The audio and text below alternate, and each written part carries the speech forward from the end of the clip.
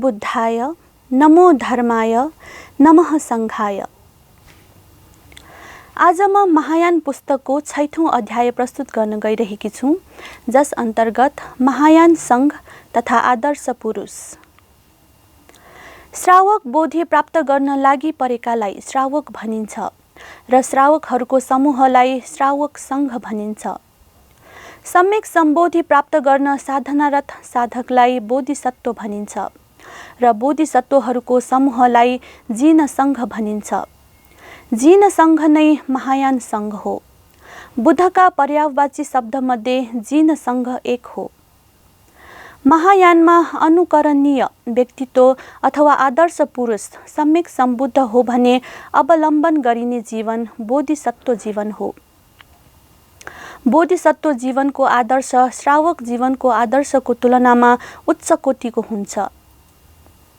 बोधिसत्व जीवन महायानको आदर्श हो। बोधिसत्व महायानका आदर्श पुरुष हुन्। लोकहितका लागि समर्पित हुने जो कोहीलाई पनि महायानमा आदर्श पुरुष बोधिसत्वको कृत्य अनुकरणीय छ। महायानका ती सम्पूर्ण आदर्श पुरुषहरूलाई बोधिसत्व महासत्व भनिन्छ भने कोही कोही बोधिसत्व महासत्वलाई अवलोकितेश्वर पनि भनिन्छ।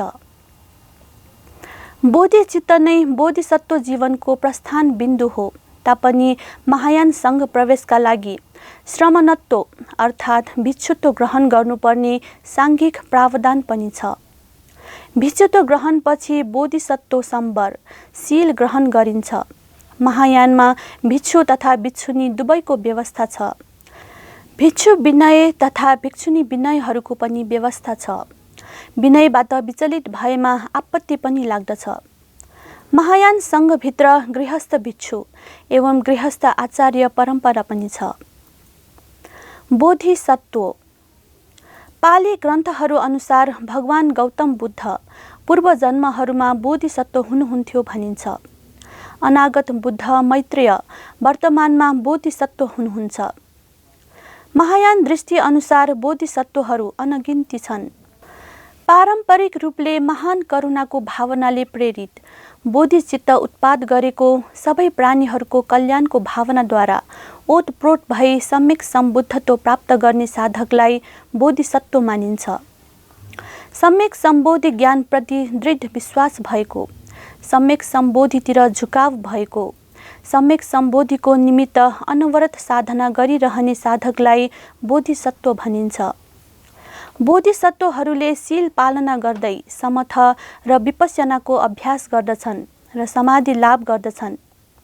बोधिसत्वहरूले पारमिताचर्या गर्दछन् र भूमिहरू पूरा गर्दछन्। समस्त प्राणी मात्रको कल्याणका लागि बुद्धत्व लाभ गर्नु बोधिसत्वहरूको जीवनको अन्तिम लक्ष्य हो। बोधिसत्वले साधनाको क्रममा 10 पारमिता, 10 बल तथा 10 भूमिहरू प्राप्त गरेपछि बुद्ध कहलाउँछन्। 10 बलहरूलाई तथागतका 10 बल पनि भन्ने गरिन्छ। बोधिसत्वले हरदम समस्त सत्वहरूलाई आर्य सत्यको बोध गराउन र दुःख मुक्त गर्नका लागि अष्टाङ्गिक मार्गको उपदेश गर्छन्। बोधिसत्वहरूका नामहरू विपुल मात्रामा महायान सूत्रहरूमा उल्लेखित छन्। बुद्धत्व प्राप्तिका प्रति दृष्टिभेद अर्थात् कहिले कुन अवस्थामा अर्थात् सुरुमै सँगसँगै वा अन्तमा बुद्धत्व प्राप्त गर्ने भन्ने दृष्टिकोणले बोधिसत्वहरू 3 प्रकारका हुन्छन्। नृपसम बोधिसत्व, नाविकसम बोधिसत्व र गोपालसम बोधिसत्व। सबै सत्वहरूको पृष्ठभूमि, क्षमता र प्रयत्न एकै प्रकारको नहुने हुँदा बुद्धि बलको हिसाबले बोधि चित्तोत्पादलाई 3 प्रकारको बताइएको छ। नृपसम चित्तोत्पाद, नाविकसम चित्तोत्पाद र गोपालसम चित्तोत्पाद। नृपसम बोधिसत्व। नृप अर्थात् राजाले जस्तो आफू अघि लागेर सबै प्रजालाई पछ्याउन लगाउने प्रवृत्ति कसै कसैमा हुन्छ। जसरी सबैलाई जितेपछि राजा हुन सकिन्छ, उसै गरी बोधिसत्वले पहिले आफूले बुद्धत्व प्राप्त गरी त्यसपछि अरूलाई बुद्धत्व प्राप्त गर्न अभिप्रेरित गर्दछ, बुद्धत्व प्राप्त गराउन सहयोग गर्दछ। आफूले बुद्धत्व प्राप्त गरी अरूलाई बुद्ध बन्न मद्दत गर्दछ। यस प्रकारको बोधिसत्वलाई नृपसम बोधिसत्व भनिन्छ। नाविकसम बोधिसत्व। नाविकले डुङ्गामा सबै मानिसलाई राखेर नदी पारी तारिदिन्छन् र त्यही क्रममा आफू स्वयं पनि पारी तर्छन्। त्यसै गरी सत्वहरूलाई आफू सँगसँगै बुद्ध बनाउँदै आफू पनि बुद्धत्व लाभ गर्ने इच्छा गर्दछन्। यस प्रकारको बोधिसत्व नाविकसम बोधिसत्व हो। गोपालसम बोधिसत्व। जसरी गोठालाले गाईबस्तु चराउन लाग्दा पहिला सबैलाई गोठबाट बाहिर निकालेर आफू पनि निस्कन्छ, गौचरण पश्चात सबैलाई गोठभित्र प्रवेश गराएर आफू पनि प्रवेश गर्छ, उसै गरी संसारका सबै सत्वलाई बुद्धत्व उपलब्ध गराएर मात्र आफूले बुद्धत्व निर्वाण लाभ गर्ने चेष्टा गर्नु गोपालसम बोधिसत्व हो। आदि प्रारम्भको अवस्था, च्युत नहुने अवस्था र बोधिसत्वचर्याको अन्तिम अवस्थाको भेदले बोधिसत्व 3 प्रकारका बताइन्छ।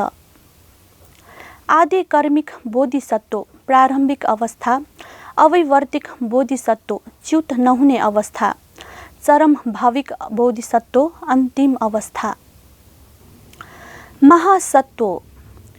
बोधिसत्वलाई नै महासत्व पनि भनिन्छ। श्रावकको तुलनामा बोधिसत्वमा प्रज्ञा, लक्ष्य, चर्यादि सबैमा महान हुने हुनाले बोधिसत्वलाई महासत्व भनिएको हो। त्यस्तै गरी अष्टसहस्रिका प्रज्ञा पारमिता ग्रन्थमा भनिएको छ, हे सुबुद्धि, बोधिसत्व महासत्वहरू सबै वस्तुमा आसक्ति नहोस् भन्ने ज्ञान सिक्छन् तथा सबै वस्तुमा अनासक्त भई सम्यक सम्बोधि लाभ गर्दछन्। हे सुबुद्धि, बोधिको निमित्त लाग्ने हुनाले नै बोधिसत्व महासत्व भनिएको हो। असंख्य प्राणीहरूलाई उद्धार गर्न तथा बोधि ज्ञान दिलाउन प्रयत्न गर्ने हुनाले पनि बोधिसत्व महासत्व भनिएको हो। यस सन्दर्भमा अष्टसहस्रिका प्रज्ञा पारमितामा भगवान र सुबुद्धिको संवाद मननीय छ। रूपमेव भगवन् माया, मायैव रूपम, अर्थात् रूप नै माया हो र माया नै रूप हो। यसै गरी विज्ञान लगायत स्कन्द पनि माया नै हुन्। यी 5 उपादान स्कन्द नै माया पुरुष हुन्। सुबुद्धिले सोधे, किन्तु भगवान, बोधिसत्व भनेको के हो? बोधिसत्वलाई किन महासत्व भनिन्छ? भगवानले भन्नुभयो, बोधिसत्व पदार्थ अपदार्थ हो। सर्वधर्मको असक्ततामा नै बोधिसत्व शिक्षित हुन्छ। त्यसैले उसले सम्यक सम्बोधिलाई अभिसम्बुद्ध गर्दछ।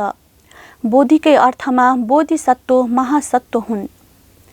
महान सत्व राशिमा महान सत्व निकायमा बोधिसत्वले अग्रता या श्रेष्ठता प्राप्त गर्छ। यसैले बोधिसत्व महासत्व पनि हुन्। सोही संवादमा अगाडि भनिएको छ, आत्मदृष्टि, सत्वदृष्टि, भव विभव र शाश्वत उच्छेद दृष्टि आदि महती दृष्टिहरूको प्रहानको लागि धर्मको उपदेश गर्ने भएकोले हुँदा बोधिसत्व महासत्व हुन्। सुबुद्धिले भने, बोधिचित्त जुन सर्वज्ञता चित्त हो, अनाश्रव र असाधारण पनि छ। यस्तो महान चित्तमा पनि अनासक्त र अपर्यापन्न हुनाले बोधिसत्व महासत्व हुन्। यस्तो महान चित्तमा पनि बोधिसत्व अनासक्त र अपर्यापन्न हुने भएकोले बोधिसत्व चित्त अचित्त हो। बोधिसत्वलाई महासन्ना हसन्नद्ध महायानमा संप्रस्थित हुनाको कारणले महासत्व भनिन्छ। महासन्ना हसन्नद्ध भनेको कस्तो प्रणिधान हो भने, मैले अप्रमेय सत्वहरूलाई निर्वाण प्राप्त गराउनु छ। असंख्य सत्वहरूलाई यस प्रकार परिनिर्वाण प्राप्त गराउने संकल्प लिने हुनाले बोधिसत्वलाई महासत्व भनिएको हो। अवलोकितेश्वर। लोकले मानिआएका ईश्वर नै लोकेश्वर हुन् भन्ने साधारण अर्थ स्पष्ट छ। तर महायानमा लोकेश्वर शब्दले ईश्वरवादको ईश्वरलाई जनाउँदैन। लोकेश्वर, अवलोकितेश्वर र आर्यावलोकितेश्वर यी 3 नामले एक भिन्न प्रकारको बोधिसत्व महासत्व समूहलाई जनाउँदछ। सर्वसत्व प्राणीहरूलाई सांसारिक दुःखबाट मुक्त गर्दछु भनी लोकको अभिभावकत्व ग्रहण गर्दै आउनु भएको बोधिसत्वलाई लोकेश्वर भनिएको हो। सबै प्राणीमा र आफूमा समान देख्ने सबै प्राणीमा आफू देख्ने र आफूमा सबै प्राणी देख्ने अर्थात् अवलोकन गर्ने भएकोले अवलोकितेश्वर तथा आर्यावलोकितेश्वर भनिएको हो। सबै अवलोकितेश्वरहरू बोधिसत्व महासत्व हुन्, तर सबै बोधिसत्व महासत्व अवलोकितेश्वर नहुन पनि सक्छन्। अवलोकितेश्वर वर्गमा बोधिसत्वहरूको छुट्टै अस्तित्व रहेको छ। अवलोकितेश्वरले प्रणिधान गर्दछ, एकजना प्राणी बुद्धत्व प्राप्त गर्न बाँकी रहँदासम्म म बुद्धत्व प्राप्त गर्ने छैन। पहिला सबै प्राणीलाई बुद्धत्व प्राप्त गराउन समर्पित हुन्छ। तसर्थ अवलोकितेश्वर अनन्तकालसम्म लोकमा रहेर पुनः पुनः जन्म लिएर प्राणीहरूको कल्याण गरिरहन्छन् भनिएको छ।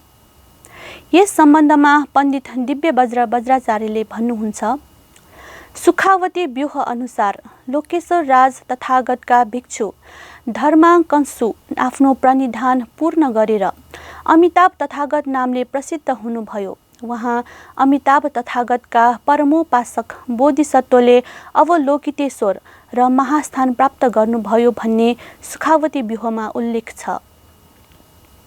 यो परम्परा हेर्दा लोकेश्वर राज तथागतको परम्परामा रहिरहनु भएका बोधिसत्वलाई लोकेश्वर भन्ने चलन आएको जस्तो देखिन्छ।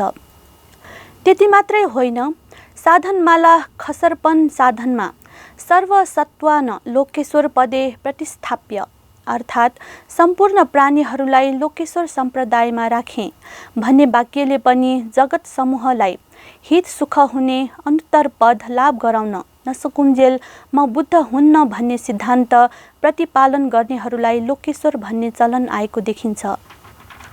भगवान तथागतले कुनै समयमा विपस्वी तथागतको मुखबाट अवलोकितेश्वरको गुण वर्णन सुन्नु भएको कथा प्रसङ्ग छ। सोही कथामा उहाँले सिखी तथागतसँग पनि अवलोकितेश्वरको वर्णन सुनेको बताउनु भएको छ। आर्यावलोकितेश्वरले कहिले बुद्धको रूपमा जगत उद्धार गर्नुहुन्थ्यो त कहिले प्रत्येक बुद्ध या अर्हत भएर जगतको कल्याण गर्नुहुन्थ्यो। महादेव, नारायण, ब्रह्मा, इन्द्र, कुबेर आदि देवताको रूपमा समेत उहाँले प्राणीहित गर्नुहुन्थ्यो। राजा, राजपुरुष या मातापिताको रूप लिएर पनि सत्व कल्याण गरेका प्रसङ्गहरू तथागतका पूर्व जन्मका कथाहरूमा आउँछन्। गुणकारन्द व्यूह एवं कारण्य व्यूह नामको महायान सूत्रमा उल्लेखित प्रसङ्ग पाइन्छन्। कारण्य व्यूह महायानी सूत्रानुसार आर्यावलोकितेश्वरले जुन जुन रूपद्वारा विनित गर्न योग्य छ, सधर्ममा स्थिर राख्न सकिन्छ, सोही रूपले जगतको कल्याण गर्दै आउनु भएको देखिन्छ। यही कारणले अवलोकितेश्वरलाई अवलोकितेश्वर अर्थात् लोकको कल्याणकर्ता भनियो। सबै प्राणीहरूलाई बुद्धत्व हासिल नगराई निर्वाण प्राप्त गर्दिन भनी प्रतिज्ञा गर्ने हुँदा बुद्धहरू समेत आएर उहाँलाई वन्दना गर्दछन् भन्ने मूल्य मान्यता छ। लोकेश्वरहरूलाई 5 श्रेणीमा विभाजन गरिएको पाइन्छ। अमिताभ लोकेश्वर आदि तथागत श्रेणी, आर्यावलोकितेश्वर बोधिसत्व श्रेणी, उष विल्व काश्यप आदि अर्हत श्रेणी, वज्रपाणि आदि यक्ष श्रेणी, वज्रसत्व आदि तान्त्रिक देवता श्रेणी। श्रद्धेय गुरुवर प्राध्यापक डाक्टर नरेशमान वज्राचार्य ज्यूद्वारा लिखित अप्रकाशित पुस्तक महायानको 6औं तथा अन्तिम अध्याय यही समाप्त हुन्छ। यो सँगै महायान पुस्तकको सम्पूर्ण वाचन पनि यही समाप्त हुन्छ। भवतु सब मङ्गलम।